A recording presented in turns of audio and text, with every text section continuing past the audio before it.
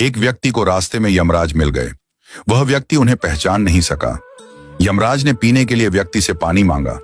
उस व्यक्ति ने बिना कोई प्रश्न किए झट से अपनी थैली से पानी निकाला और उन्हें दे दिया। वृद्ध ने कृतज्ञ होकर जल पिया और फिर कहा, वत्स, मैं यमराज हूं। आज तुम्हारी आयु पूरी हो चुकी है और मैं तुम्हारे प्राण हरने आया हूं। यह सुनकर व्यक्ति का चेहरा सफेद पड़ गया। हृदय कांप उठा।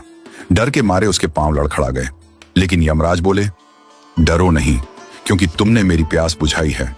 अतः मैं तुम्हें एक विशेष अवसर देना चाहता हूं, तुम्हारी किस्मत बदलने का मौका। उन्होंने एक डायरी उसके हाथ में थमाई और कहा, इस डायरी में जो तुम लिखोगे वही सच हो जाएगा। तुम्हारे पास ठीक 5 मिनट का समय है। जितना चाहे लिख लो, पर ध्यान रहे केवल 5 मिनट। इसके बाद समय समाप्त हो जाएगा और डायरी मेरे पास लौट आएगी। व्यक्ति का भय थोड़ा कम हुआ।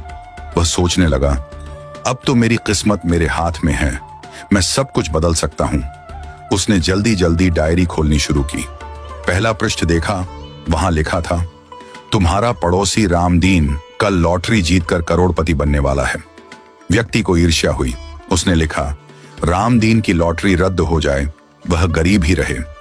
दूसरा पृष्ठ लिखा था, तुम्हारा मित्र रघु चुनाव जीतकर मंत्री बनने वाला है। व्यक्ति ने लिखा, रघु चुनाव हार जाए, उसे अपमान झेलना पड़े। तीसरा पृष्ठ, तुम्हारा छोटा भाई विदेश जाकर बड़ा व्यापारी बनने वाला है। व्यक्ति फिर लिखता है, वह कभी विदेश न जा पाए, नौकरी के लिए भटके। इस प्रकार वह एक एक कर पृष्ठ पलटता रहा और हर पन्ने पर दूसरों की खुशियां मिटाने लगा। उसका मन ईर्ष्या और द्वेष से भर गया था। अंत में उसने डायरी का अंतिम पृष्ठ खोला। यह उसका अपना पृष्ठ था, जहां लिखा था, अब तुम अपने जीवन का भविष्य तय कर सकते हो। वह मुस्कुराया, पेन उठाया, लेकिन तभी एक ठंडी सी आवाज आई, वत्स, तुम्हारा 5 मिनट का समय समाप्त हो चुका है। यमराज ने धीरे से डायरी उसके हाथ से ले ली और कहा, तुमने अपने जीवन का सबसे कीमती समय दूसरों का बुरा सोचने में बर्बाद कर दिया। न स्वयं के लिए कुछ लिखा, न अपने जीवन को सुधारने की कोशिश की। यह अवसर तुम्हें ईश्वर ने दिया था, पर तुमने अपनी दुर्बुद्धि से उसे खो दिया।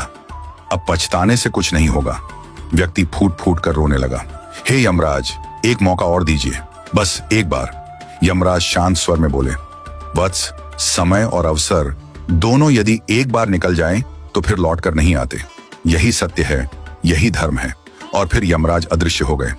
समय अनमोल है, इसे सोच समझकर उपयोग करो। ईर्ष्या और द्वेष जीवन को नष्ट कर देते हैं। यदि ईश्वर तुम्हें कोई शक्ति या अवसर देता है तो उसका उपयोग